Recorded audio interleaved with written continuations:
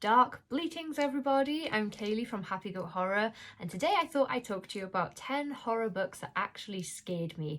It's a dark night, the weather's been terrible all day, I've got cozy in my big comfiest jumper, and I thought maybe I'd settle in and talk about the things that have actually, really given me a chill or frightened me in some way while I've been reading. I almost exclusively read horror. Sometimes I do branch out into fantasy and sci-fi a little bit, but I do prefer my other genres with a side of horror if possible. I know I should read outside the genre a bit more, but I just don't want to, typically speaking. It has to be something that's really made me curious, me to stray away. But because of that, because I've been reading horror, watching horror and playing horror video games since I was a kid, I probably am quite desensitized. Not desensitized to gore and stuff. That kind of stuff still turns my stomach. But in terms of things that actually scare me when I'm reading, the list is very small. It's quite hard to do. For the sake of not having the list just full of Adam Neville, I've only put one Adam Neville book on here, but typically speaking, he usually scares me. So I've just put what I consider his scariest book on this list, just so you know, going forward. So without further ado, the first book I want to talk about, I don't currently have my copy, so I will display it here somewhere. I lent this to my mum because I was adamant that she had to read it, and it's the novelization of 30 Days of Night by Tim Lebbon. Now, I absolutely love 30 Days of Night. I think it's one of the best vampire films of all time. I've watched it, I don't know, somewhere in the region of 1,000 times. And the story in general, I just think is like the perfect mix of all the horror elements for me. I really love the setting. I love that cold, dark, claustrophobic, isolated setting is absolutely perfect for a horror story. I love the concept that this town barrow in the Antarctic that's like pretty cut off from the rest of the world essentially during the dark period where the sun doesn't come up. I really love that the idea that vampires would have the sort of brainwave to go there because they don't have to hide from the sun for a month, and everyone there is food. It's just free roaming, free range meat everywhere. So yeah, and I love the vampires too. They're so scary. So with the fact that I've seen that film so many times, I didn't think that I could possibly find the book version of it very scary. I've talked about this novelization before. So novelizations are basically the book version of the film. So they're books that are written after the films come out. The author typically will be given the script and they just have to novelize it. And then there are movie tie-in books where the story might be different, but it's like set in the world of the IP. So this is a novelization, and I'd never read a novelization of a film before because I always thought, well, what's the point if the film came first and I've seen the film? It's not the same thing as reading a book and then seeing a film based on the book when it's the other way around. So I thought, what's the point in this? But I'm a really big fan of Tim Lebbon, and I thought, do you know what? I'm going to track this book down and I'm going to give it a go. And even though I knew what was coming, it was so scary. It's the perfect book to read like on a dark night, just with a little lamp lit or something, especially if there's a storm raging, or especially if you're lucky enough to have snow. That's probably the ideal reading setting. The way that Lebbon describes the vampires is horrifying. Even if you can picture them from the film, it is so scary to see. And the way that he writes the build up to the reveal of you seeing the vampires is also absolutely horrifying. So I don't know what it was, but there was something about like reading that. I think maybe with the novel, you're in the heads of like the side characters a little bit more than you are with the film, because the film is mostly following Evan, and those opening scenes where people are being picked off a little bit or whatever, you don't really know those people very well. They're just like your classic horror film scenes where a monster gets somebody, whereas in the book you get more. You're in there in a monologue a little bit. So maybe that's why I connected with it so much. But it's just such a great story, and if you can get it, I had to find it on eBay, like if you can get it, oh, it's one of my favourite vampire novels of all time, which is shocking to me because it's not an original story by the author, but he writes it so well that it feels like it came right from him, if that makes any sense. And of course, it's based on the graphic novels, which I've also read. But yeah, of graphic novel, movie, and novelization, the novelization is my favourite version of this story by far, and that's saying a lot because I really like the graphic novel and I absolutely love the film. Coming in at number 9, we have Rosemary's Baby by Ira Levin. This is about Rosemary and her husband. They move into a new apartment building. Rosemary is pregnant and they make friends. She gets pregnant while she's living there, and they make friends with the neighbours. And these two sort of older people, very eccentric couple, get quite attached to Rosemary and her husband, and then they get very, some might say, overly attached to her pregnancy. And something isn't right with these people, and I'm not going to give any spoilers. You may have seen the movie. I saw the film first, but of course, if I see a film and love it and I know it's based on a book, I will always go and get the book, because typically speaking, the book is usually better than the film for me. That was the case here, although the movie adaptation is amazing. It's it really captured the point and the spirit of the book. The plight that Rosemary's in. So first of all, maybe this is scarier to me because I'm someone who can get pregnant, but Rosemary's plight to me is absolutely horrifying because, first of all, I'm a woman in my mid-30s now. I'm hoping to have children, but I have never been pregnant. And the older I've got, the scarier that whole concept has seemed to me.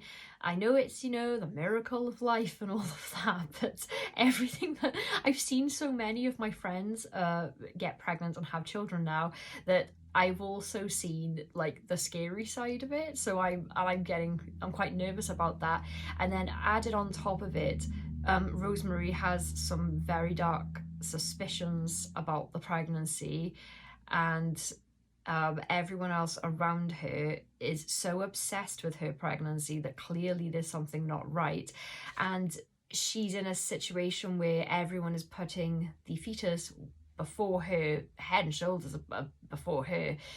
She really is just the vessel for the fetus, and they're not letting her make any decisions, and any concern she has is being like completely dismissed. And she tries to get help for herself when she starts to feel like she might be in danger, and absolutely everyone is against her. So it's not just like a paranoia fear that everyone's against you. She's like, she's surrounded by people, but she's on her own. And wow, yeah, it's pretty scary, the kind of book that might put you off having children altogether, really, when you think about it. But the direction this goes in is just delicious to me. I love this kind of story and the subgenre that this falls into. I always just grin when I suspect that the thing that happens in this book is happening. So I absolutely love this one. This might be scarier to people who are capable of pregnancy, and it's pretty dark. At number 8, we have Hex. I'm going to say his name wrong. I'm so sorry. It's Thomas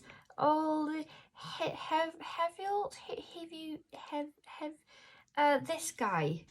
I'm so sorry. I'm awful with name pronunciation. I'm terrible. I'm so sorry. I used Google to try and teach myself how to say it, but I don't know if it was correct anyway. So anyway, this is Hex is about a town in which there is a witch, and at first I found it quite funny. So the concept is very unique. So everyone in town knows about this witch, but it's not like a hush hush secret amongst the townspeople, like something they all know but they don't talk about. She just appears, and she's pretty harmless to them. They don't really you're not supposed to interact with her or anything, but she could just appear anywhere at any time, and she's just standing around, so she could just appear in your kitchen or whatever. And initially, I found that kind of funny because of the way the people in the book are responding to it. But the further in you go, the scarier that got to me. And maybe it's because I was reading it late at night. I started to get, you know, when you think you see things from the corner of your eye, it just really started to plague me, this idea that this witch is just hanging around, and even if you can't see her, she could be there, and then she just might show herself to you. It was just super, super creepy. So that element of the book scared me. I wouldn't say that the story as a whole was like terrifying to me. I don't know what would be terrifying to me as a whole story, but that idea of just, it's like you're always being watched and monitored, and she could just be there regardless of whether or not she's there to hurt you. I just don't like it. It's kind of like having a ghost in the corner at all times. So yeah, that was super creepy. And even if you're someone that maybe wouldn't find that so scary, this is a really, really great book. Such a great concept, yeah, and the way that it's dealt with is really interesting, and I think it would appeal to a YA audience as well as an adult audience. So I think this is like a really good all-rounder of a horror book. And I'm 7, and this is really just for like the last scene. I've got Revival by Stephen King. Now I'm sure that some people would yell at me for this one. This isn't actually the only Stephen King book on the list. I limited myself to one Adam Neville, but that's because all of the Adam Neville scares me. I picked the 2 Stephen King books that scared me. So Revival is about a guy and his relationship with I think he's like a priest, not a priest, he's some sort of member of the clergy, like I think he might do faith healing, like a minister, pastor. I'm so sorry, I can't remember exactly what his sort of title is, but yeah, it's about this guy, and he meets this we'll just say religious man. He meets a religious man when he's a boy, and then his life, he just keeps like overlapping with him throughout life. And this religious guy has got this like whole faith element to his personality and the way that he lives, but also he's very into science, and he's using it to try and figure out what comes after, like when you die. And it's just the further into the book you go, the more you think, you know, this isn't the kind of stuff anyone should be tampering with. And I'm not even a religious person, so it does surprise me when anything about the afterlife scares me in fiction, but I do quite often get spooked by films that are about demonic possession or ghosts, even though I don't believe in ghosts or demonic possession. But there's something about that like is very scary to me. And of course I will not ruin the ending of this book for you, but oh my gosh, it is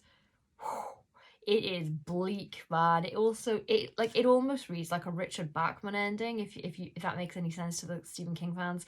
Like the Bachman books tend to be darker in the end. Like the Stephen King books tend to end a bit more optimistically, like sort of, you know, they err on the side of like hopefulness and like, I don't know, the power of good winning over evil. But this isn't one of those, and yeah, it's quite a time. So let's go right on to the next Stephen King one. At number 6, it is This Beast. It's It. I don't know how much to talk about it. Everyone in the world is talking about it since the remake came out. You wouldn't believe what a page turner this is for something that is this size. It hooked me in any case, but it is so scary. I prefer the TV mini series over the remake, probably because of nostalgia, because I saw that when I was a kid. I do know that it's a bit cheesy, and the special effects in part 2 were pretty terrible for the end scene. And the remake, there are spooky scenes, like scary scenes in the remake, but my overall general problem with the remake was that they had Pennywise kind of backwards. So in the book and in the mini series, he appears to the kids as the clown first, like to reel them in, because the clown is, you know, like kids love clowns. And then either when he's, you know, wants to eat them or they're escaping, then he's like turns into the monster that he wants to terrorize them with. Whereas in the remake, for some reason, he appears as the terrifying thing first, and then when they run away and they look back, he's waving like a clown. And I thought, well, why? What's the point of the clown at that point? Unless we've just leaned into clowns are scary, which kind of wasn't wasn't the point here. Sorry, I'm waffling about the adaptations, but I love to talk about movie adaptations anyway.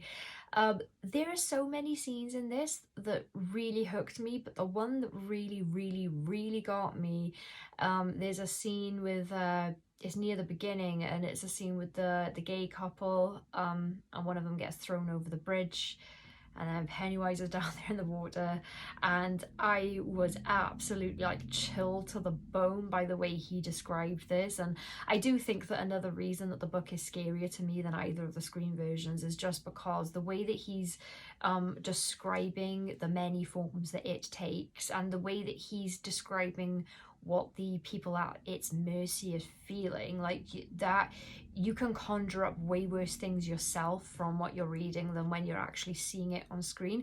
So I was absolutely chilled several times with this. That's the scene that sticks out to me, and I can't remember every scene specifically that scared me, but I do remember being scared quite a lot. And so yes, I recommend this if you're looking for a scary Stephen King read. At number 4, this one might be a little bit of a surprise because of the type of horror it is, but it's Exquisite Corpse by Poppy Z. Brite. Wow, this book wrecked my life. It wrecked my life, I tell you. It's real sad and horrifying, like not in the usual way that I like to be spooked. So I really prefer supernatural horror. I'm not a huge fan of real world horror, mostly because I guess I use fiction as an escape, and not that my life is bad or anything, but you know, the world in general is quite a scary place these days. There's always something horrible going on, and I, you know, don't want to know about it. I intentionally avoid the news, avoid current events, because everything is doom and gloom. So even though I kind of read doom and gloom, I prefer to read, you know, oh, it's a vampire, it's zombies, stuff that doesn't exist, basically. It's a clown monster. And I had no idea what this book was. I just saw it's, you know, regarded as some sort of cult classic masterpiece. I'd seen a few different people talking about it, and I, you know, kind of was drawn in by the title, and I don't know what I thought I was going to get. I think I thought it might have been zombies, but it isn't. It's about serial killers, and it's absolutely horrendous. It's horrific. It's so hard to read because it's so deeply set real world style. It's just, and you know that things like this do happen on occasion. I was thinking about every serial killer I've ever watched a documentary about when I was reading this, and it's quite hard to be in the heads of people like that. But I couldn't put it down. I mean, I wanted to. Every second I was reading it, I thought, I just can't read any more of this. It's absolutely horrible. But I couldn't stop reading because it's so good. So it's a read that I recommend to absolutely everyone. I think that this might fall into the, I'm not like a splatterpunk or extreme horror expert. I'm not really sure what actually constitutes those genres, but I think that this is splatterpunk. It has a very deep social commentary about a particular issue, or several issues actually. It has a lot to say. That's another reason why it's such a hard read, I guess, because it's not like a vapid, hollow spook fest. I recommend it, but just don't go in lightly. Alrighty, and I made the massive mistake of listening to the audiobook of this late at night. It's The Exorcist by William Peter Blatty. I'm also quite scared of the film. I know that people watching it for the first time these days don't tend to be frightened by the film, but I just think, you know, are you people made of stone? What's going on? Find it so scary. I think possession films and possession stories are like super scary to me. I don't believe, I'm not religious at all, like I don't believe in God or the devil, but I think the idea of being possessed is horrifying, because maybe I regard these kinds of stories as you know, like a metaphor for a really severe mental illness or something, you know. The idea that something can the idea that something that feels like it's coming from the outside to like invade you, remove your agency, and you know, you say and do things that you would never normally do. I think that maybe I've attached some sort of mental illness analogy to that, because I'm afraid of things like losing my memory, and like that's kind of like my real world fears, losing my memory, or being, you know, suffering an illness that makes me like not quite myself or something. But I'm very deeply scared by these kinds of stories, and I think that The Exorcist, it might be like one of the original possession stories, and I don't think it's been outdone. I just don't think it's been outdone since. That many people have written these kinds of stories, many films exist, but none has even come close to this one for me. If you don't know what it's about, it's about a little girl called Reagan and her mum Chris, who is an actress, and Reagan does a Ouija board one day for fun. Well, they're both doing it for fun, and then Reagan starts to not act like herself anymore, and her mum exhausts like every medical option that there is to try and figure out what's wrong with her before she resorts to bringing in the priests. And I think that that's what made this so scary to me, both in the book and the film, is that Chris isn't like, she's not a spiritual person herself, so her first thought is medical illness or mental illness, and she really exhausts all of that trying to find the solution. So I think that maybe because this is kind of like from the point of view of a skeptic, that it's so frightening, as well as just the actual scenes of horror in this book. Like, obviously a little girl sort of being violated in this way by having some horrible demonic presence invade her and use her body and her mouth to say and do these awful things, like that's horrible. But it's the things that she says, like it's the turn of phrase, it's just so uncomfortable. I was enjoying the book so much that I never wanted to put it down, so I'd read, and then if I had to get up for an hour to clean my house, I'd put the audiobook on, and the author himself read the audiobook, and it was, oh, I'm getting scared thinking about it. Maybe I'll go in for a reread, because I haven't read anything like really scary to me in a while. Maybe I'll go back. Alrighty, number 3. These aren't really in this particular order, by the way. This is just 10 books I find really scary, and I'm just reading them in the order that they came off the pile. So this is the Adam Neville, It's Last Days. So I've been scared by many Adam Nevilles. I was scared in Cunning Folk. I was scared, very scared in The Vessel. I was scared in Banquet for the Damned. I was scared in The Ritual. Pretty much all of them. But Last Days, oh my gosh, there is a scene in Last Days. Oh, let me tell you what it's about first. We have a documentary filmmaker called Kyle who's investigating and making a documentary about the Last Days cult, and I just love cults. They're kind of like one of my very favourite horror devices. I'm always so interested. I don't really even care if a cult is like supernatural or real world based a lot of the time, as long as the people trapped in the cult are having a horrible time. I don't know what that says about me, but I really enjoy cults because they're unpredictable. Like, you know, they always believe something nuts, and they're always doing nuts things in the name of the thing they believe. So, and you never know what could come next. And this book just, it's scary because they're filmmakers. So Kyle and a friend making this, because they're filmmakers, it reads like a found footage film feels to watch. We see a lot through like the lens of a camera and, you know, stuff that shouldn't be there. But the way that Neville describes things that shouldn't be there is, I don't have the words for it. I'm not the wordsmith that Adam Neville is, so I can't describe it properly, but he has a way with words where when he gives you the idea that there's like something in the corner of the room, for example, it's fucking terrifying. There's one scene where Kyle is in his room in the dark and he sees or hears a dark shape, and it's the way that the sound of the thing, like going along the floor towards his bed, and I was reading this with, you know, a cushion and a blanket wrapped around me. My toes were curling as I was reading it. It was so scary. I always recommend Adam Neville to people who are looking for something that's actually scary to read, and this is like top of the list for me for his like scariest work. I think that No One Gets Out Alive that might technically be his scariest work, but it's because of like different elements. But in terms of like supernatural, the supernatural scares, this one is definitely the one for me. Okay, so we're on the last but one book that I want to talk about, and I just want to be upfront and tell you before I start talking about the book that I was involved in this book's publication. I didn't write any part of this book. I work for Stephen Kozaniewski, who runs an indie press called French Press, and he opened a submission call for anyone to send work in for publication for the press to publish.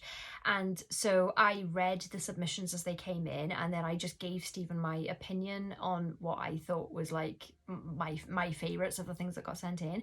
And this book that I'm about to talk about was like my favorite by far.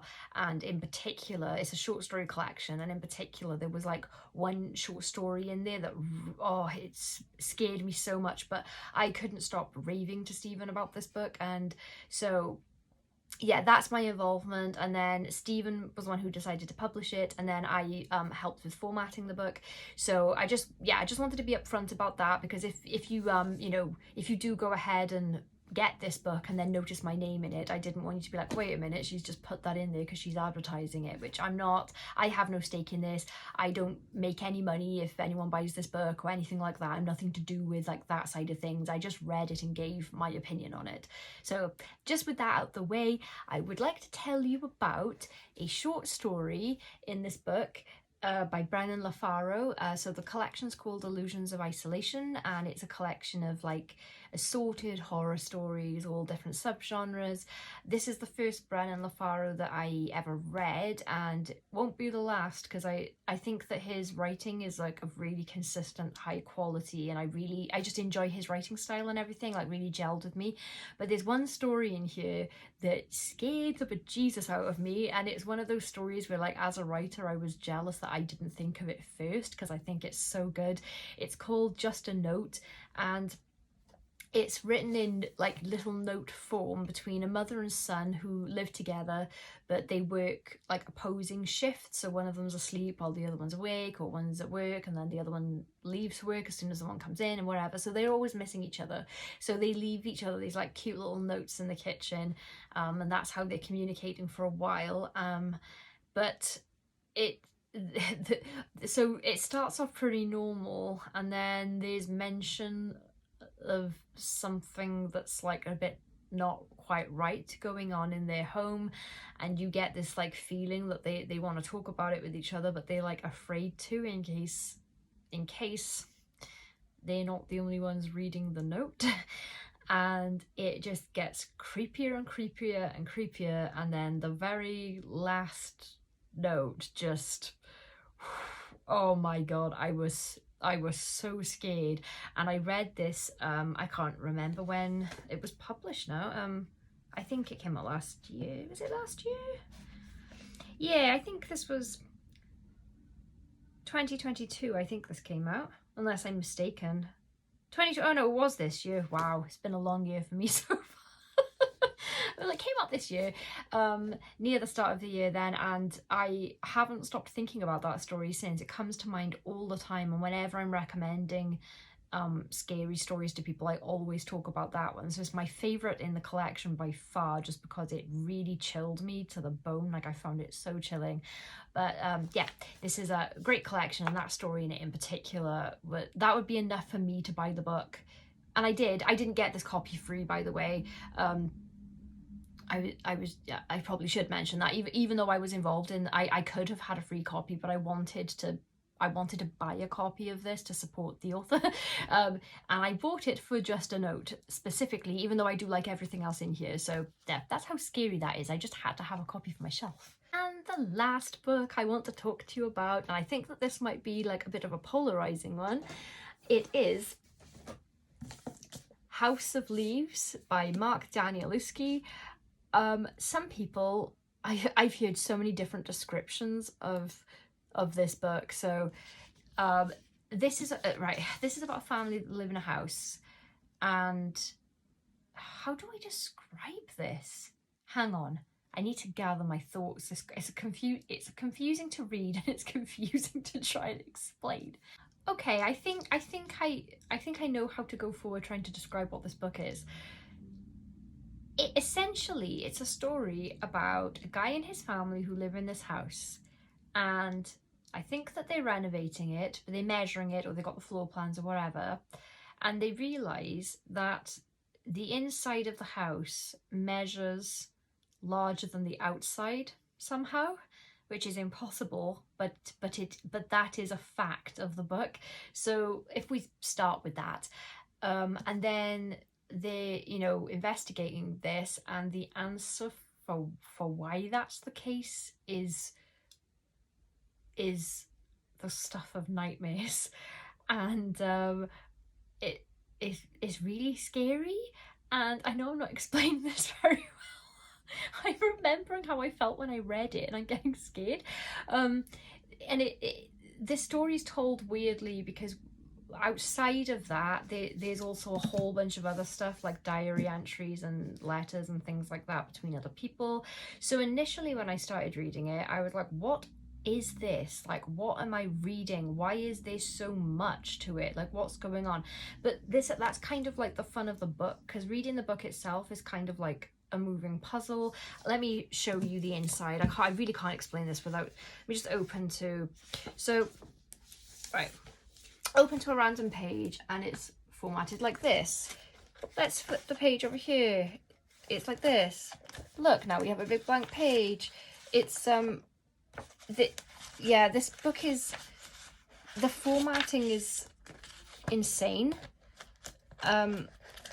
There are puzzles in this to work out. I did have a paperback copy, and it's full of pencil markings of me trying to find, there are like hidden messages and codes and things like that to crack. I doubt that I got even half of like the hidden stuff that's in the book. So it's not a book that you can just put your feet up and you just relax and just take in the story. Like, you have to be actively thinking about it all the time. So this is like, I can see why this isn't for everyone. I've heard people describe this as pretentious twaddle, was my favorite one. And other people that say that it's not scary at all, it's just a whole bunch of like confusing crap. But I think that if you're someone who is just like looking for something different, just completely different reading experience, and you're kind of like down for like the code cracking thing, and yeah, you like, if you just sink into being along for the ride with this, I think that you'll have a really good time with it. I absolutely loved it. I had to like have a breather, like step back and decide, you know, I'm going to give myself time with this book, because I take a lot of review requests and my own personal TBR is absolutely enormous. So I pick books up and I usually try to get through them in like 1 or 2 days at most of like reading time, where this required like way more time to fully like enjoy it and understand it and be like fully immersed. And I'm so glad I did, because I really love it. I can't wait to reread it, because I feel like now that I've got like the overall gist, I feel like I'll get more from it on a second read, and I very rarely feel like that about a book. It's like watching a layered film, I think, where on every rewatch you notice some other detail in there that like makes it more fun. So but yeah, but the actual story itself was like really scary, and then once I hit the point of feeling scared, when I was cracking the codes and stuff, it was scarier to do it, because I was afraid of what, I was like, do I even want to crack this code? Do I want to solve this puzzle? Do I want the answer? It's gonna be even worse. So yeah, I really enjoyed it. So like, this is like not just a book, it's an experience, I'd say. It's like a ride, like the literary equivalent of a ride. Yeah, that is House of Leaves by Mark Danielewski. Okay, so that's my list at the moment of books that actually scared me. I'm sure that there are probably more, but those were the ones that just came to mind immediately as I plucked them off my shelves. I'd love to know which books have like actually frightened you, especially if you're somebody that reads a lot of horror. I'm always looking for recommendations for books that are gonna like super creep me out and keep me awake at night. That's what I really look for in a hovel. That's what I really look for in a horror novel these days. So yeah, if you have any suggestions of anything really scary for me, I would absolutely love to hear it. Thanks for joining me. I will see you next week, and I still haven't thought of a way to end my video, so I'm just gonna say bleat.